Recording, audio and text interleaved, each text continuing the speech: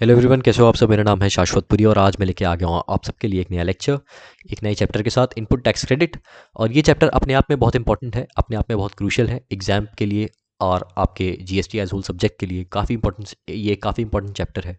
और ये चैप्टर में काफ़ी सारे अच्छे अच्छे कंसेप्ट हैं, काफ़ी सारे अच्छी प्रोविजंस है जो कि आपको रियल लाइफ में बहुत ज़्यादा यूज़ होती है। पूरे जीएसटी प्रोविजन ही वैसे यूज़ होता है, लेकिन ये चैप्टर अपने आप में एक बहुत इंपॉर्टेंट महत्व रखता है। ठीक है, एक बहुत इंपॉर्टेंट, हाँ महत्व ही बोलो इसको, ठीक है, रखता है। तो मतलब इस चैप्टर को पढ़ना बहुत ज़रूरी है क्योंकि इसकी वेटेज एग्जाम में भी ज़्यादा है। और इसमें जो सेक्शंस है, जो सेक्शंस की इम्प्लीकेशंस है वो भी काफ़ी अच्छी है, मतलब आपको अंडरस्टैंडिंग के लिए। ठीक है, तो इस चैप्टर को हम चालू करने वाले हैं। हमने ये चैप्टर पढ़ने से पहले मैं आपको ये बताने वाला हूँ, हमने आईटीसी का जिक्र काफ़ी सारे दूसरे चैप्टर्स में किया है।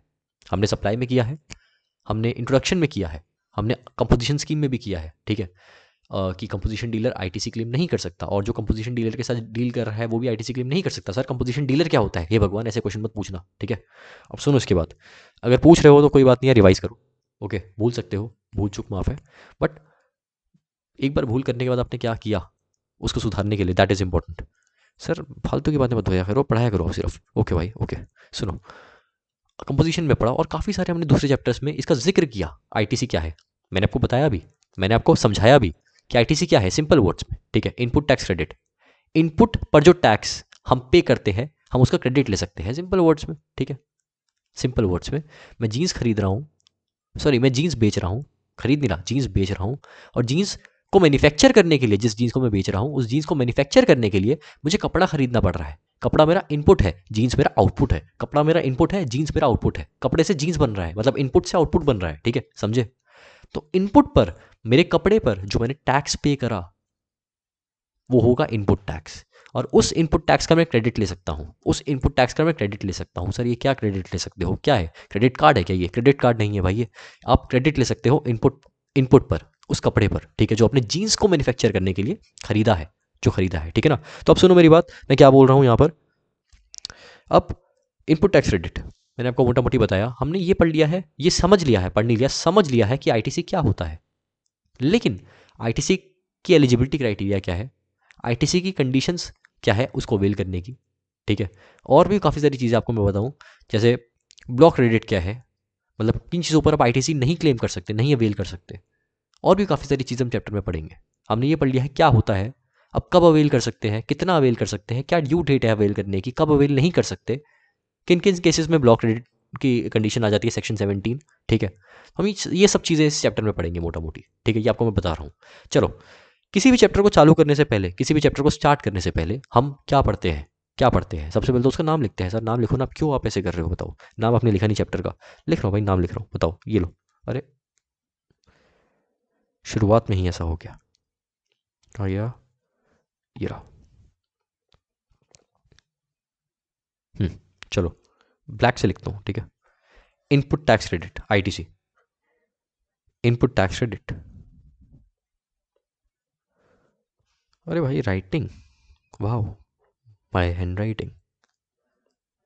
Input tax credit. ठीक है जी, इनपुट टैक्स क्रेडिट। कितनी बार बोलोगे सर एक ही बात को, एक ही नाम को।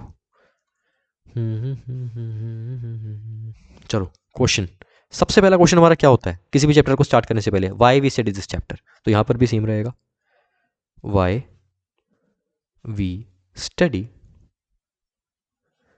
This chapter.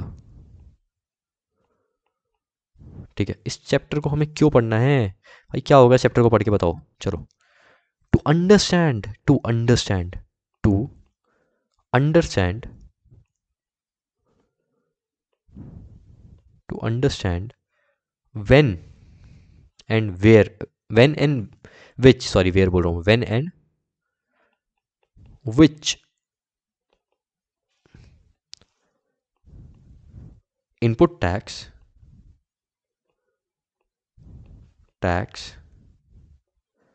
can be availed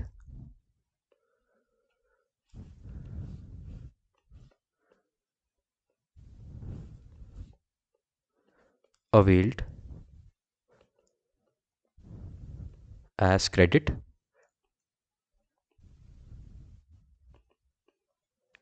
against output tax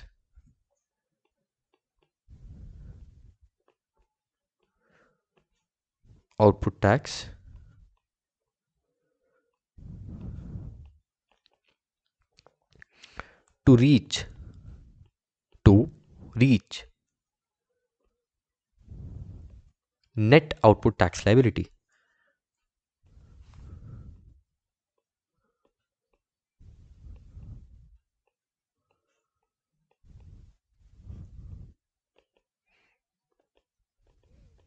ठीक है जी। हाँ, इस चैप्टर को हम इसीलिए पढ़ते हैं। सर समझाओ तो आपने लिख दिया, समझा नहीं रहा, बताओ कैसी कैसी बातें करते हो आप। मैं तो बहुत अच्छी अच्छी बातें करता हूँ, पर आपको मेरी अच्छी बातें पसंद कहाँ हैं?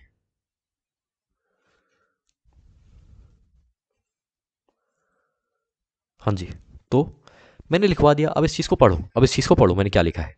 Y we study this chapter, इस चैप्टर को क्यों पढ़ते हैं? टू अंडरस्टैंड इस बात को समझने के लिए कि कितना और कब, कितना और कब, ठीक है, व्हेन एंड विच, मतलब आप कब और कितना या कौन सा, ठीक है, कब कितना या कौन सा इनपुट टैक्स अवेल कर सकते हो एज क्रेडिट। कब कितना और कौन सा इनपुट टैक्स क्रेडिट अवेल कर सकते हो against output tax to reach net output tax liability. Sir आपने तो बस पढ़ दिया, आपने तो समझाया ही नहीं। अब समझो, सुनो, मैंने आपको स्टार्टिंग में एक एग्जांपल दिया, मान लो यहां पर आप जीन्स बना रहे हो, ठीक है, छोड़ो, एक मिनट रुको, आप टी शर्ट बना रहे हो, बहुत अच्छी ड्राइंग है मेरी, ड्राइंग का मुकाबला इस दुनिया में कोई नहीं कर सकता, आप टी शर्ट बना रहे हो, टी शर्ट बनाने के लिए आपको क्या चाहिए? क्लोथ चाहिए, ये क्लोथ है, ठीक है, ये क्लोथ चाहिए, ठीक है, ये क्लोथ है आपका इनपुट, और ये टी शर्ट है आपका आउटपुट, ठीक है। जब आप जीएसटी पे करते हो, तो आप क्या करते हो? एक मिनट, जब आप जीएसटी पे करते हो तो आप क्या करते हो? मान लो ये टी शर्ट आपने बेची 1000 रुपए की, ठीक है, 1000 रुपए की, ठीक है, ये 2000 समझ लो, 2000 की बेची। क्लोथ आपने खरीदा 1000 रुपए का, 1000 रुपए के क्लोथ से आपने 2000 की टी शर्ट बनाई, ठीक है, और इस 1000 रुपए पे आपने टैक्स दिया था @10%, मतलब 100 रुपए, और इस पे भी आपने टैक्स दिया था @10%, दैट इज 200 रुपए। तो मुझे ये बताओ, आप गवर्नमेंट को अल्टीमेटली कितना पे करोगे? याद करो मेरी पहली क्लास, क्या था मैंने बोलता? GST is value added tax, मतलब जितनी आपने वैल्यू एडिशन की है उतने पर ही आप टैक्स पे करोगे, वैल्यू एड कितनी हुई है यहाँ पर? 2000 माइनस 1000, 1000, मतलब टैक्स पे कितने पे करोगे? 1000 पे, और कितना टैक्स हो गया? 100 रुपए, मतलब अल्टीमेटली आप गवर्नमेंट को कितना पे करोगे? 100 रुपए, क्योंकि वैल्यू एड आपने कितने की करी? ये टी शर्ट है, ये क्लोथ है, क्लोथ तो पहले से 1000 का था, टी शर्ट आपने 2000 का बेचा, अल्टीमेट वैल्यू कितनी ऐड हुई? 1000 रुपए और वैल्यू ऐड हुई, उस पर 10% आपने टैक्स दिया, 100 रुपए, ठीक है। अब देखो आईटीसी कैसे मिलता है, बिल्कुल 100 रुपए ही आपको टैक्स पे करना है। यहाँ पे 2000 रुपए टी शर्ट, 200 रुपए टी शर्ट का टैक्स, आउटपुट टैक्स, ये आउटपुट टैक्स है, और इनपुट टैक्स आईटी, आईटी बोल रहा हूँ इसको, ठीक है, रुको यार, इनपुट टैक्स अपना क्लोथ का, दैट इज 100 रुपए, ठीक है ना। आपको गवर्नमेंट को आउटपुट में से इनपुट टैक्स माइनस करना है, ठीक है। जो आप बेच रहे हो वो आउटपुट है, जो आप खरीद रहे हो, आउटपुट बनाने के लिए जो खरीद रहे हो वो इनपुट है, ठीक है। आपको आउटपुट के टैक्स में से इनपुट का टैक्स माइनस करना है। ये जो इनपुट का टैक्स है इसको बोलते हैं हम आईटीसी, ठीक है, इसको बोलते हैं हम आईटीसी। और आउटपुट को इनपुट में से माइनस करने के बाद आप नेट जीएसटी पेएबल पर पहुंचते हो, दैट इज यहाँ पर 100 रुपए। ये अल्टीमेटली आप गवर्नमेंट को पे करते हो, गवर्नमेंट को, जीओआई को, गवर्नमेंट ऑफ इंडिया को आप पे करते हो, ये आप पे करते हो गवर्नमेंट ऑफ इंडिया को, समझे। अब देखो हम इस चैप्टर को क्यों पढ़ते हैं, दोबारा इसको पढ़ो, ठीक है। Why we study this chapter? To understand when and which input tax can be availed as credit against output tax to reach net output tax liability, ठीक है। मतलब कब और कितना, कब और कितना इनपुट टैक्स आप अवेल कर सकते हो, कब और कौन सा इनपुट टैक्स आप अवेल कर सकते हो एज क्रेडिट। मतलब आप, इसमें हमें ये पढ़ना है कि कौन सा इनपुट टैक्स क्रेडिट आप अवेल कर सकते हो, आप अवेल कर सकते हो। मतलब ऐसा तो नहीं है कि जो इनपुट टैक्स क्रेडिट आप अवेल करना चाहते हो वो आप एक्चुअल में बाय लॉ अवेल नहीं कर सकते, सेक्शन 17 में हम पढ़ेंगे, सेक्शन 17 में हम पढ़ेंगे, ठीक है, कि मतलब कुछ ऐसी कंडीशंस है ब्लॉक क्रेडिट की जहां पर आप आईटीसी अवेल नहीं कर सकते। मोटर व्हीकल की कुछ कंडीशन है, ठीक है। एयरक्राफ्ट वेसल की कुछ कंडीशन है, ठीक है। इंश्योरेंस है, जनरल इंश्योरेंस की बात नहीं कर रहा, हेल्थ इंश्योरेंस मान लो आप, उसकी है, जनरल इंश्योरेंस अलाउड है, ठीक है। मतलब कुछ ऐसी चीज़ें हैं जिस पर आप आईटीसी अवेल नहीं कर सकते, जिस पर आप आईटीसी अवेल नहीं कर सकते, ठीक है ना। तो ये मैं आपको बताना चाह रहा था। कंधे पे दर्द हो रहा है, चल कबूल करा, कोई बात नहीं, ठीक हो जाएगा। हाँ, हम में है जोश पढ़ाने का, चाहे कंधे में दर्द हो चाहे सर में, पढ़ेंगे मतलब पढ़ेंगे। चलो आगे। हाँ, वाह वाह वाह सर वाह, लेक्चर बनाने आते नहीं हो, हफ्ते में एक बार आते हो और ऐसी बातें कर लो, ठीक है। कोई बात नहीं। कोई बात नहीं भाई, पढ़ेंगे और पढ़ाएंगे भी अच्छे से। आगे। To understand when and which input tax can be availed as credit against output tax to reach net output tax liability, ठीक है, to reach net output tax liability। मतलब हमें क्या करना है, हमें क्या करना है, हमें ये जानना है कि इस चैप्टर में हमें क्या जानना है, ये जानना है, ये क्या जानना है, वाह वाह।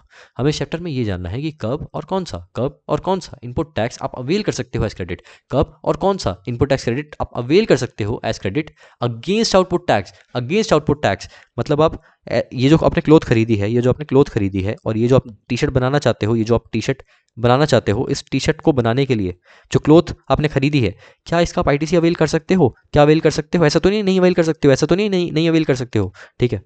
तो ये जानना है क्या इसका आईटीसी हम अवेल कर सकते हैं, क्या इसका आईटीसी हम अवेल कर सकते हैं against this T shirt, against this T shirt, against the output tax of this T shirt to reach the net output tax liability. मतलब अगर इसका टैक्स 200 है टी शर्ट का और क्लोथ का टैक्स 100 है, दैट इज आईटीसी, तो net output tax liability कितनी आई, नेट आउटपुट टैक्स लाइबिलिटी कितनी आई, नेट आउटपुट टैक्स लाइबिलिटी कितनी आई, यहाँ पर 100 रुपये आई थी, 100 रुपये आई थी, ठीक है ना। इस चैप्टर को हम इसलिए पढ़ते हैं ताकि हम ये जान पाए कि कब और कौन सा आईटीसी हम अवेल कर सकते हैं, कब और कौन सा आईटीसी हम अवेल कर सकते हैं। इसलिए इस चैप्टर को पढ़ना है, इसलिए इस चैप्टर को पढ़ना है। हमें ये पता है कि आईटीसी क्या होता है, आईटीसी इनपुट का टैक्स होता है, इनपुट का टैक्स होता है, ठीक है ना। कब और कौन सा इनपुट का टैक्स आप अवेल कर सकते हो एज क्रेडिट, कब और कौन सा इनपुट का टैक्स आप अवेल कर सकते हो एज क्रेडिट, ठीक है। In order to reach net output tax liability, in order to reach net output tax liability, जो कि एक्चुअल में हम गवर्नमेंट को पे करते हैं। एक्चुअल में गवर्नमेंट को क्या पे करते हैं, आउटपुट टैक्स नहीं पे करते। आउटपुट माइनस इनपुट को करने के बाद जो नेट आउटपुट टैक्स लाइबिलिटी आती है, मतलब 200 माइनस 100 के बाद जो 100 रुपए की फिगर आ रही है, that is net output tax liability, that is net output tax liability. इस फिगर को आप अल्टीमेटली जीओआई को, that is government of India को पे करते हो, ठीक है ना, इस फिगर को पे करते हो। तो ये मैं आपको बताना चाह रहा था, ये मैं आपको बताना चाह रहा था, ठीक है। चलो, हमने ये समझ लिया कि हम इस चैप्टर को क्यों पढ़ते हैं, तो इसी खुशी में पानी पीना चाहूँगा।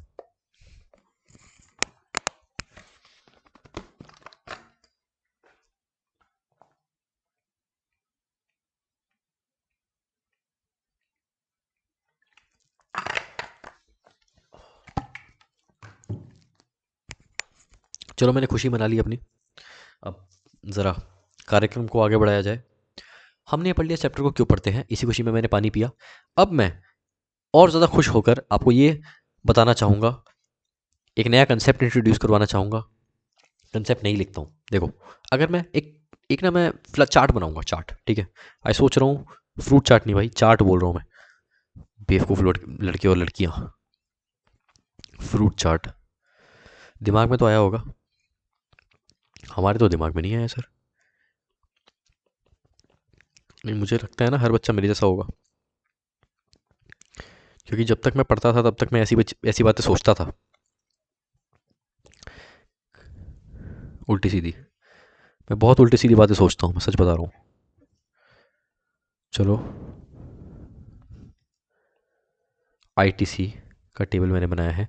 देखो, सबसे पहले हम ये दो चीज़ इसमें पढ़ेंगे, ठीक है। एलिजिबिलिटी क्राइटेरिया क्या है आईटीसी का, एलिजिबिलिटी क्राइटेरिया क्या है, कौन कौन एलिजिबल है, कौन कौन एलिजिबल है।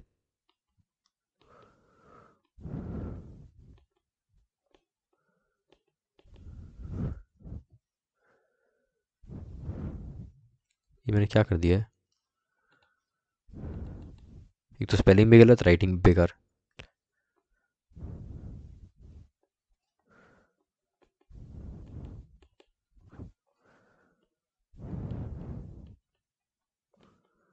एलिजिबिलिटी क्राइटेरिया, उसके बाद conditions for availment of ITC, conditions क्या है अवेल करने की आईटीसी को।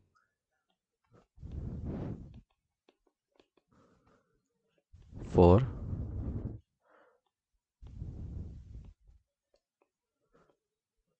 ऑफ आईटीसी, ठीक है। चलो,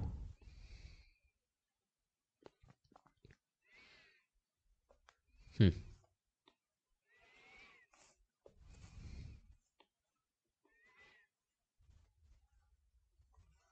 हाँ जी। हम पहले ये दो चीज़ पढ़ेंगे। सबसे पहले आईटीसी को अवेल करने की एलिजिबिलिटी क्राइटेरिया क्या है, कौन कौन एलिजिबल है, क्या शाश्वतपुरी एलिजिबल है, क्या शाश्वतपुरी के स्टूडेंट्स एलिजिबल है, मतलब कौन एलिजिबल है एक्चुअल में, कौन एलिजिबल कौन है भाई आईटीसी अवेल करने का, कौन है मुझे बताओ। ठीक है, ये हम पढ़ेंगे। उसके बाद हम पढ़ेंगे जो बंदा एलिजिबल है, जो पर्सन एलिजिबल है, वो एलिजिबल होने के बाद उसको क्या क्या कंडीशंस है और क्या क्या कंडीशंस है जो फॉलो करनी पड़ेगी in order to avail ITC. ठीक है ना। पहले तो हम ये जानेंगे कौन एलिजिबल है और कौन एलिजिबल नहीं है। ठीक है, पहले तो हम ये जानेंगे। ठीक है, उसके बाद हम ये जानेंगे अगर तो पर्सन एलिजिबल है, अगर तो पर्सन एलिजिबल है तो क्या क्या कंडीशंस है अवेल करने की आईटीसी की, क्या क्या कंडीशंस है अवेल करने की टू आईटीसी। ठीक है, चलो आईटीसी अवेल करने की क्या क्या कंडीशन है फिर जानेंगे। ठीक है ना, पहले ये जानेंगे अगर वो पर्सन एलिजिबल है कि नहीं है। अगर वो एलिजिबल है तो फिर ये जानेंगे कि अब तो एलिजिबल है। ठीक है, अब कंडीशंस क्या है टू अवेल आईटीसी, कंडीशंस क्या है टू अवेल आईटीसी। ठीक है ना, चलो ये आपको बताना चाह रहा था, अब सुनो आगे।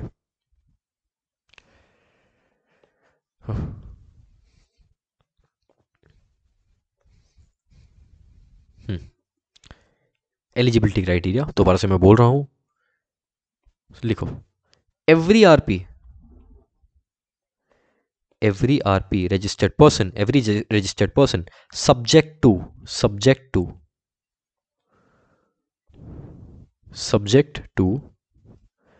conditions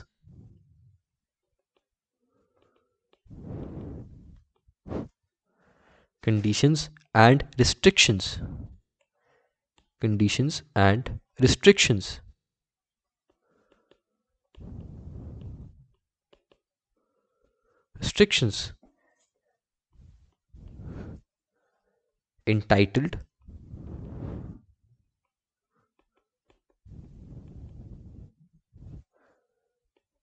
to avail ITC on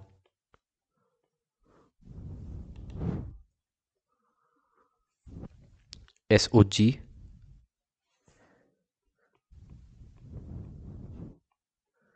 या फिर SOS या फिर both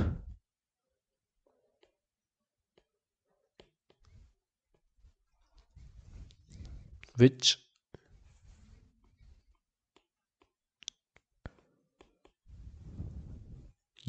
are used or intended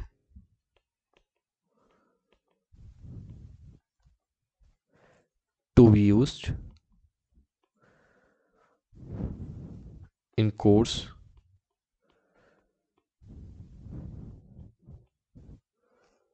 या फिर furtherance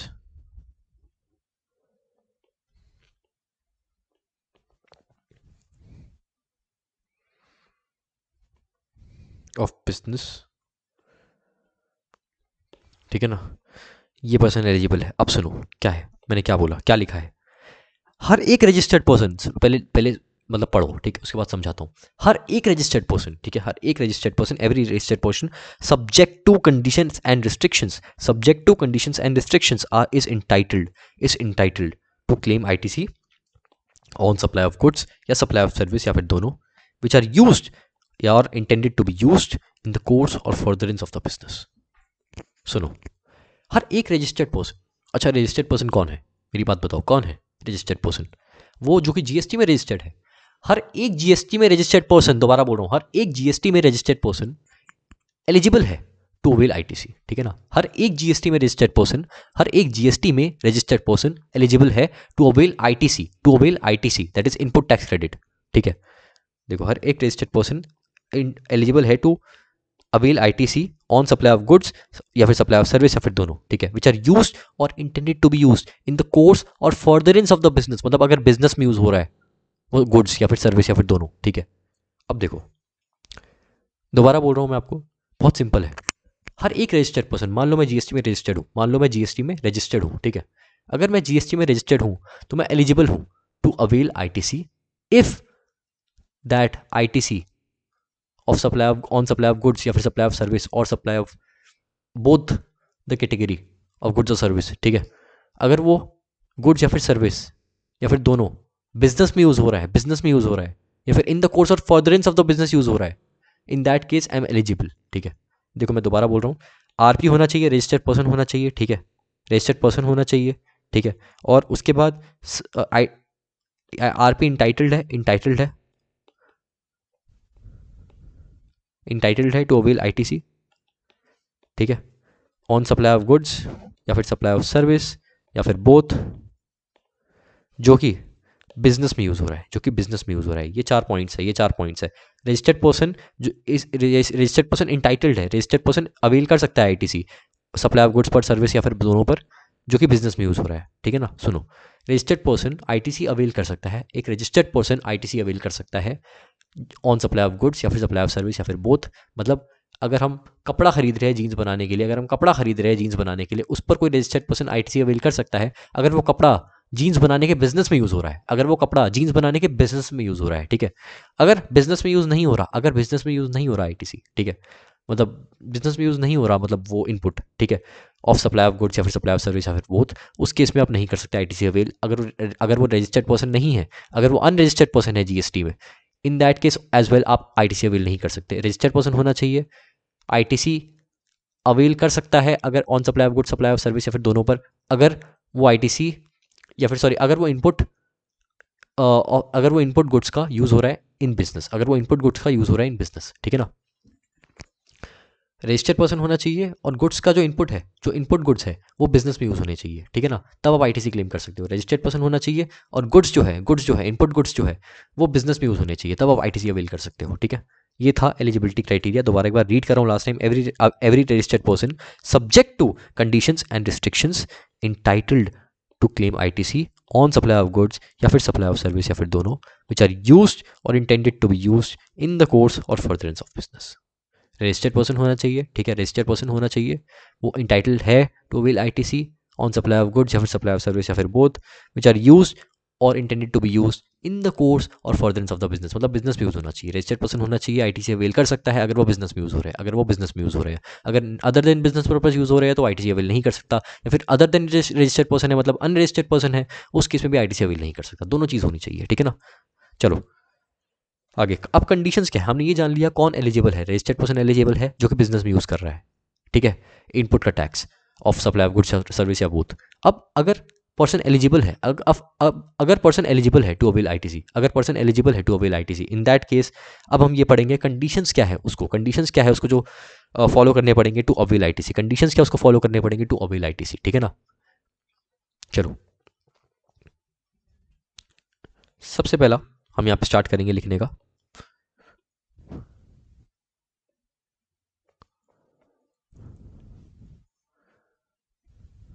No registered person, no RP, no registered person is entitled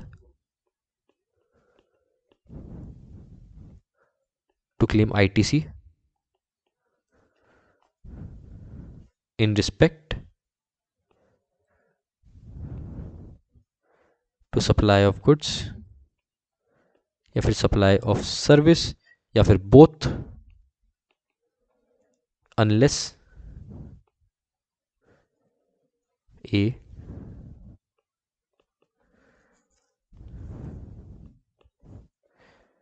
possession, कब्जा, पोजेशन मतलब कब्जा या फिर आपके पास है वो चीज, ठीक है, possession, possession of tax invoice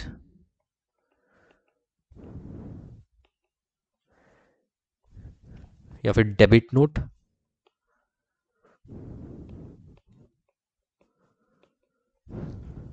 by issued by supplier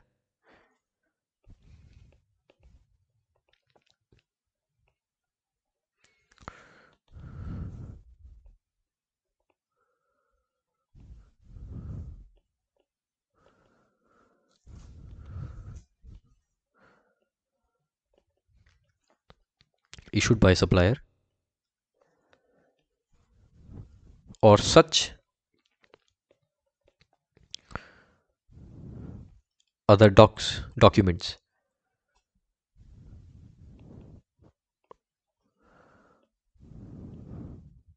और सच अदर डॉक्यूमेंट्स, ठीक है। सुनो फिर लिखवा देता हूँ इसको, रुको।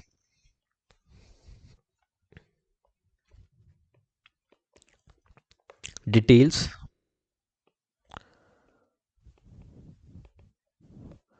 ऑफ इनवॉइस या फिर debit note mentioned above in A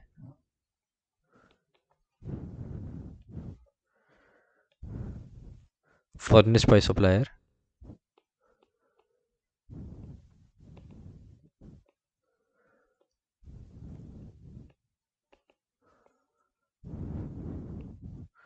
in GSTR 1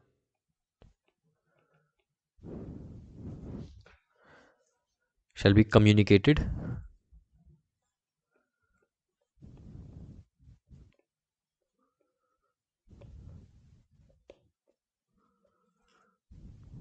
to the recipient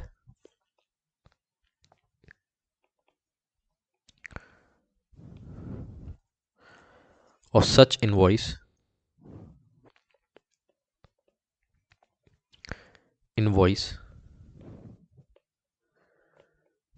या फिर debit note.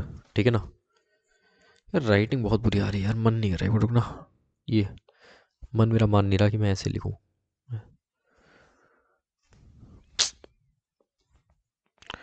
communicated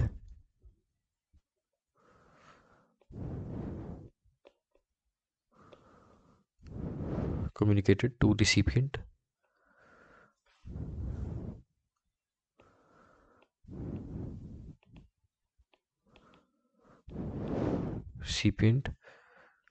of such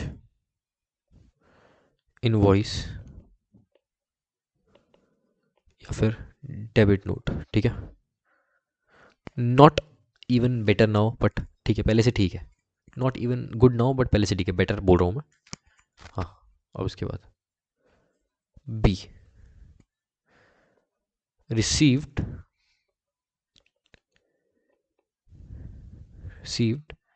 goods या फिर सर्विस या फिर बोथ। अब चलो, अब सुनो, आओ आओ ज़रा आओ बच्चों, तुम्हें सिखाया है, मैं खुद बच्चा हूँ वैसे तो। मैं कभी बड़ा होना नहीं चाहता, सच बताऊँ। मैं बच्चा ही रहना चाहता हूँ और बहुत खुश रहना चाहता हूँ, क्योंकि मैंने देखा है बच्चे बहुत खुश रहते हैं, तो मैं भी बच्चों की तरह खुश रहना चाहता हूँ, हंसते रहना चाहता हूँ और खेलते रहना चाहता हूँ, और प्रॉब्लम्स को ना बहुत लाइटली लेना चाहता हूँ। मतलब नहीं, मुझसे नहीं होगा वैसे कि भाई हे भगवान क्या हो गया, वैसे मैं ऐसे ही करता हूँ, बट मैं ट्राई करता हूँ बच्चा ही रहूँ मैं। ठीक है, क्योंकि मैं देखता हूँ बच्चे के पास कोई भी प्रॉब्लम आ जाए ना, हंसते रहते हैं। उनके लिए प्रॉब्लम कोई बड़ी है ही नहीं, उनके पास हर प्रॉब्लम का कोई ना कोई सॉल्यूशन होता है, बचकान सॉल्यूशन होता है, जो कि एक्चुअल में यूज़फुल होता है। ठीक है, बहुत अजीब सी बात बोल रहा हूँ मैं, बट हाँ, always keep the child awake inside you. ठीक है, never let that child die because of any particular circumstance, because you never know कि कब उस छोटे बच्चे की जो आपके अंदर है उसकी ज़रूरत पड़े आपको। ये कैसी बातें कर रहे हो आप सर, हम लड़के हैं। कहाँ जा रही है बातें, छोड़ो। Conditions for availment of ITC, अब सुनो। No registered person shall be entitled to avail ITC in respect of supply of goods या फिर सर्विस और बोथ अनलेस, जब तक ये कंडीशन सेटिस्फाई नहीं होती ना, सुनो, जब तक ये कंडीशन सेटिस्फाई नहीं होती तब तक कोई भी रजिस्टर्ड पर्सन एलिजिबल नहीं है टू अवेल आईटीसी। कंडीशंस क्या है, वो कंडीशंस क्या है, दोबारा बोल रहा हूँ, जब तक ये कंडीशन सेटिस्फाई नहीं होती तब तक कोई भी रजिस्टर्ड पर्सन एलिजिबल नहीं है to avail ITC. No RP shall be entitled to claim ITC in respect of supply of goods या फिर सर्विस और both unless number 1 that is a, possession of tax invoice या फिर debit note issued by supplier और such other documents. पहली condition ये है कि रजिस्टर्ड पर्सन के पास ना टैक्स इनवॉइस या डेबिट नोट की कॉपी होनी चाहिए। टैक्स इनवॉइस या डेबिट नोट की कॉपी या फिर वो ओरिजिनल फॉर्म में होनी चाहिए। ठीक है, जो कि सप्लायर ने इशू करी होनी चाहिए। ठीक है ना, या फिर कोई दूसरा डॉक्यूमेंट होना चाहिए जो कि इनके जैसा है, ठीक है, अंडर एनी अदर लॉ। ठीक है, मतलब पहली कंडीशन ये है आईटीसी अवेल करने की, आईटीसी क्लेम करने की, कि रजिस्टर्ड पर्सन के पास जो आईटीसी क्लेम करना चाहता है उसके पास इनवॉइस की या फिर डेबिट नोट की कॉपी होनी चाहिए, या फिर इनवॉइस या डेबिट नोट होना चाहिए। ठीक है, इनवॉइस या डेबिट नोट होना चाहिए। ठीक है, जो कि सप्लायर ने इशू करा है, ठीक है, या फिर कोई दूसरा डॉक्यूमेंट या फिर कोई दूसरा document under any other law, ठीक है ना। मतलब देखो, अगर मैं जीन्स खरीद रहा हूँ, अगर मैं जीन्स बेच रहा हूँ, तो जीन्स बेचने के लिए मुझे क्या खरीदना है? मुझे कपड़ा खरीदना है, कपड़ा खरीदना है जीन्स मैन्युफैक्चर करने के लिए, मुझे इनपुट खरीदना है आउटपुट मैन्युफैक्चर करने के लिए, ठीक है। उस इनपुट को खरीदने के टाइम पे मुझे इनवॉइस मिला होगा, ठीक है। हो सकता है बाद में डेबिट नोट इशू किया गया हो मुझे, ठीक है। डेबिट नोट क्या होता है आपको मैं बाद में बताऊंगा, अभी इनवॉइस समझो। अभी इनवॉइस इशू करा गया होगा, ठीक है। और वो इनवॉइस की कॉपी मुझे रखनी पड़ेगी, वो इनवॉइस की कॉपी मुझे रखनी पड़ेगी अगर मैं आईटीसी क्लेम करना चाहता हूँ उस कपड़े पर। अगर मैं उस कपड़े पर आईटीसी क्लेम करना चाहता हूँ तो मुझे वो इनवॉइस की कॉपी रखनी पड़ेगी, वो मुझे इनवॉइस की कॉपी रखनी पड़ेगी। पहली कंडीशन ये है, ठीक है, पहली कंडीशन ये है। दूसरी कंडीशन ये है, डिटेल्स ऑफ इनवॉइस या फिर debit note mentioned under this clause A, mentioned under clause A shall be furnished by supplier in GSTR 1। देखो जो जीएसटीआर 1 होती है ना, मैं आपको बताना चाहता हूँ, GSTR 1 is statement of outward supply, ठीक है। जो भी आप सामान बेच रहे हो, जो भी आप सामान सेल कर रहे हो, ठीक है, वो होती है आउटवर्ड सप्लाई, ठीक है। और जो आप खरीद रहे हो, जैसे मैं कपड़ा खरीद रहा हूँ जीन्स बनाने के लिए, मैं कपड़ा खरीद रहा हूँ जीन्स बनाने के लिए, वो कपड़ा खरीदना इनवर्ड सप्लाई है, और जीन्स बनाकर बेचना वो आउटवर्ड सप्लाई है, वो आउटवर्ड सप्लाई है। आप इस आउटवर्ड सप्लाई को, जीन्स बना के बेचने को आप जीएसटीआर 1 में रिकॉर्ड करोगे, outward statement of outward supply में रिकॉर्ड करोगे। सर ये कहाँ से आ गई, ये बात तो हमने बताई ही नहीं आपने कभी। ये हम रिटर्न चैप्टर में पढ़ेंगे, जीएसटीआर 1 क्या होता है, जीएसटीआर 2A क्या होता है, जीएसटीआर 2B क्या होता है, जीएसटीआर 3B क्या होता है। रुक जाओ सर, रुक जाओ, थांबा। हाँ, रुक गया। रिटर्न चैप्टर में हम पढ़ेंगे। मेन अभी के लिए मैंने आपको ये बताया है कि जीएसटीआर 1 क्या होता है। मेरा कंधा, जीएसटीआर 1 क्या होता है, ठीक है। मैंने अभी के लिए आपको ये बताया है, ठीक है, कि जीएसटीआर 1 क्या होता है। तो जीएसटीआर 1 होता है स्टेटमेंट ऑफ आउटवर्ड सप्लाई। जो आउटवर्ड सप्लाई, जो सेल आप कर रहे हो, उस सेल को रिकॉर्ड करता है, उसके सेल को रिकॉर्ड करना होता है जीएसटीआर 1 में, ठीक है, जीएसटीआर 1 में, ठीक है। अब देखो, डिटेल्स ऑफ सच इनवॉइस या फिर debit note shall be furnished by supplier, जिससे आप माल खरीद रहे हो ना, जिससे आपने इनपुट खरीदा है, उस सप्लायर ने अपने जीएसटीआर 1 में, उस सप्लायर ने अपने जीएसटीआर 1 में, मैं क्या बोल रहा हूँ, उस सप्लायर ने अपने जीएसटीआर 1 में अपडेट करने चाहिए वो इनवॉइस या फिर डेबिट नोट। सर क्या बोलूँ, कुछ समझ नहीं आया। सुनो, ये क्लोथ है और ये टी शर्ट है, टी शर्ट, ठीक है, ये टी शर्ट है। ये टी शर्ट आपने बनाने के लिए क्लोथ खरीदा। अब क्लोथ आपने किसी सप्लायर से खरीदा और ये है रिसिपिएंट, ठीक है। तो इस सप्लायर ने जो इनवॉइस आपको दिया है, जो इनवॉइस आपको दिया है, ठीक है, इस इनवॉइस को इस सप्लायर ने अपने जीएसटीआर 1 में अपडेट कर देना चाहिए। मतलब देखो, जो कपड़ा इसने बेचा है आपको, जो सप्लायर ने कपड़ा आपको बेचा है, सेल किया है, वो इसके लिए तो सप्लाई है ना, इसके लिए तो सप्लाई है ना, इसके लिए तो आउटवर्ड सप्लाई है ना, इसके लिए तो आउटवर्ड सप्लाई है ना, आउटवर्ड मतलब बेच रहा है आपको, ठीक है, इसके लिए तो आउटवर्ड सप्लाई है, आपके लिए इनवर्ड सप्लाई है ना। तो इस सप्लायर ने अपने जीएसटीआर 1 में इसके अपने आउटवर्ड सप्लाई के समरी में, अब इसके अपने आउटवर्ड सप्लाई के मतलब स्टेटमेंट ऑफ आउटवर्ड सप्लाई में इसने रिकॉर्ड करा होना चाहिए वो इनवॉइस या फिर डेबिट नोट, ठीक है। समझे मैं क्या बोल रहा हूँ, ठीक है। हाँ, एंड रिकॉर्ड करने के साथ साथ इसको कम्युनिकेट करना पड़ेगा रिसिपिएंट को, ठीक है, कि मैंने रिकॉर्ड कर दिया है, ठीक है, कि मैंने रिकॉर्ड कर दिया है आपका ये वाला इनवॉइस या फिर डेबिट नोट अपने जीएसटीआर 1 में। आशा करता हूँ को समझ आ गया होगा, ठीक है। तीसरी कंडीशन क्या है कि आपको, जिस पर आप आईटीसी क्लेम करना चाहते हो, उन गुड्स पर, मतलब जो गुड्स पर आप आईटीसी क्लेम करना चाहते हो या जो सर्विसेज पर आप आईटीसी क्लेम करना चाहते हो, या दोनों, वो आपको मिल चुकी है, that are received by you, ठीक है। अगर मैं क्लोथ पर आईटीसी क्लेम करना चाहता हूँ तो क्लोथ मेरे गोडाउन में या मेरे पास होनी चाहिए, तभी मैं आईटीसी क्लेम कर सकता हूँ। अगर क्लोथ मेरे पास नहीं आया ना, then I can not claim ITC. जब तक मेरे पास वो क्लोथ नहीं आया तब तक मैं आईटीसी क्लेम नहीं कर सकता, ठीक है। तो ये तीन कंडीशन थी। पहले इसको पढ़ रहा हूँ, फिर मैं आगे बताऊंगा, थोड़ा सा और भी है वैसे तो, रुको, पहले मैं 3 बता रहा हूँ, ठीक है। No registered person shall be eligible to claim ITC, मतलब कोई भी एलिजिबल नहीं है to claim ITC until unless आप ये कंडीशंस सेटिस्फाई नहीं करते, और वो कंडीशंस है आपकी स्क्रीन पर ये रही, ठीक है। पहली कंडीशन, जो भी रजिस्टर्ड पर्सन है उसके पास इनवॉइस या डेबिट नोट की कॉपी या फिर इनवॉइस या डेबिट नोट होना चाहिए, ठीक है, इनवॉइस या डेबिट नोट होना चाहिए। पहली कंडीशन ये है, ठीक है। दूसरी कंडीशन ये है, उस इनवॉइस या फिर डेबिट नोट की कॉपी, उस इनवॉइस या डेबिट नोट को सप्लायर ने जो आपको माल बेच रहा है, जो आपको इनपुट बेच रहा है, उस सप्लायर ने अपने जीएसटीआर 1 में, आपके जीएसटीआर 1 में नहीं, क्योंकि आपके लिए तो इनवर्ट सप्लाई है, लेकिन जीएसटीआर 1 तो क्या है, स्टेटमेंट ऑफ आउटवर्ड सप्लाई है।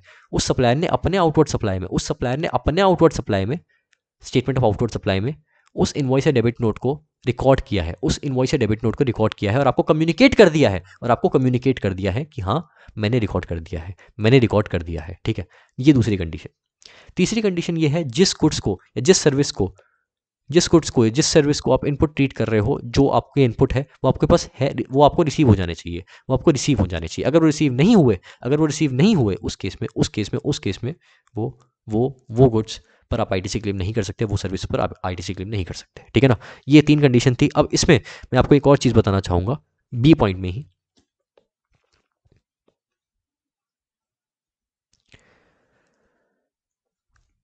हाँ, अगर मैं बिल टू शिप टू की बात करूं, जो मैंने प्लेस ऑफ सप्लाई में आपसे बात करी थी, bill to ship to model,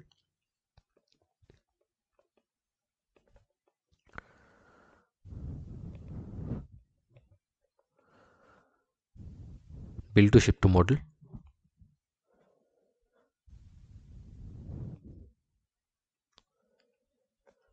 bill to ship to model के केस में किसको गुड्स रिसीव हुई है, क्या माना जाएगा, किसको गुड्स रिसीव हुई? थर्ड पर्सन को गुड्स रिसीव हुई है, मतलब कि रजिस्टर्ड पर्सन को जो कि है उसको गुड्स रिसीव हुई है।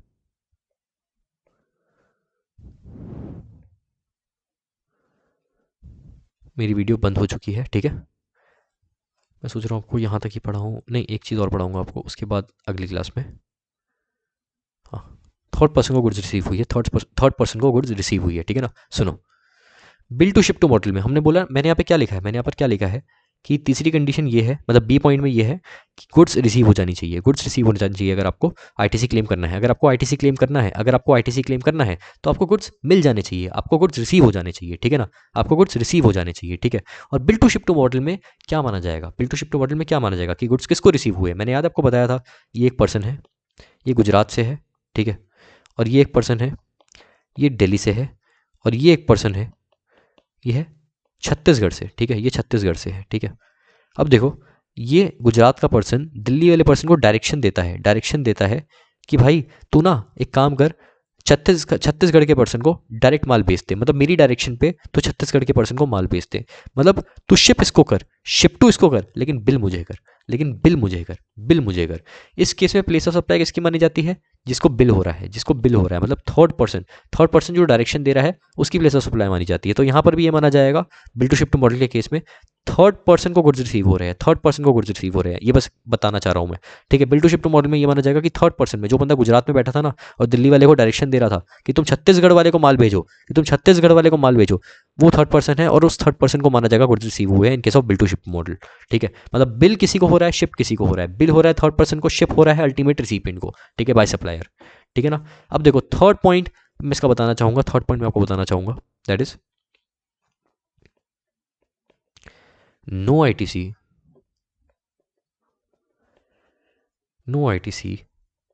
on tax paid by supplier fraudulently,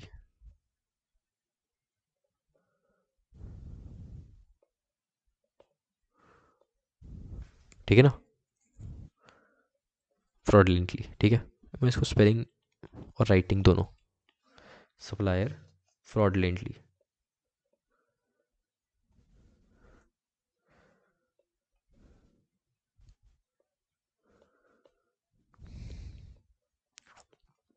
ठीक है। इसका मतलब क्या हुआ? यहाँ पहले इसको पढ़ो, no ITC by tax paid by supplier fraudulently. मतलब इन शॉर्ट आप ये समझ लो, अगर आप किसी से इनपुट खरीद रहे हो, क्लोथ खरीद रहे हो टी शर्ट बनाने के लिए, अब मान लो क्लोथ बेचने का जो सप्लायर है वो कोई फ्रॉड कर रहा है, मान लो कोई फ्रॉड कर रहा है, फ्रॉड से टैक्स पे कर रहा है, ठीक है, मतलब टैक्स इविजन कर रहा है, टैक्स कम पे कर रहा है, फ्रॉड कर रहा है, ठीक है। अगर आप इससे आईटीसी ले रहे हो तो आप इससे आईटीसी नहीं ले सकते, ठीक है। किसी भी ऐसे पर्सन से जो फ्रॉड कर रहा है टैक्स इवेजन कर रहा है, कुछ ऐसा कर रहा है जो कि फ्रॉड है, उस पर्सन से अगर आप कोई इनपुट परचेज कर रहे हो, उस पर्सन से अगर आप कोई इनपुट परचेज कर रहे हो टी शर्ट बनाने के लिए या कोई भी काम करने के लिए, ठीक है, तो आप उसका आईटीसी नहीं ले सकते, उसका आईटीसी नहीं ले सकते। अगर कोई पर्सन फ्रॉड कर रहा है और उस पर्सन से आप कोई इनपुट ले रहे हो, उस पर्सन से कोई इनपुट गुड ले रहे हो, सर्विस ले रहे हो, उन इनपुट गुड या सर्विस का या दोनों का आप आईटीसी नहीं ले सकते, नहीं ले सकते। मतलब फ्रॉड जो कर रहा है उससे आप इनपुट मत खरीदो, ये गवर्नमेंट कहना चाह रही है, उससे आप आईटीसी नहीं ले पाओगे, ठीक है। तो यहाँ तक मैं आज आपको पढ़ाऊंगा, बस यहाँ तक आपको पढ़ाऊंगा। आज हमने ये समझा आईटीसी क्यों हम पढ़ते हैं इस चैप्टर में, क्यों हमें पढ़ना है इस चैप्टर को, ठीक है। और उसके बाद हमने पढ़ा एलिजिबिलिटी क्राइटेरिया क्या है, फिर हमने पढ़ा कंडीशंस क्या है टू अवेल आईटीसी, ठीक है। कंडीशन में कुछ पॉइंट्स अभी बचे हैं, बहुत थोड़े थोड़े, बाकी ऑलमोस्ट कंप्लीट हो गया है, ठीक है। Thank you so much for listening till the end. आज कोई ज़्यादा हमने पढ़ाई करी नहीं, टू बी वेरी ऑनेस्ट, बहुत हमने धीरे धीरे चला क्योंकि हमें बेस बनाना था आज के चैप्टर में। बट कोई बात नहीं, नेक्स्ट क्लास से हम जो है बहुत स्पीड में चलेंगे थोड़ा सा, क्योंकि इस चैप्टर में ना मतलब बेस, हम किसी भी चैप्टर को चालू करते हैं बेस बनाना बहुत इंपॉर्टेंट है, बिकॉज उसके बिना ना चैप्टर का फ्लो अच्छा नहीं बनेगा। अब फ्लो बहुत अच्छा बन चुका है, अब आपको समझ आएगी चीज़ें, और अगली क्लास में थोड़ा फास्ट हम चल सकते हैं। Thank you so much for listening till the end, और तब तक के लिए गुड बाय एंड जय Shri Krishna. Thank you so much.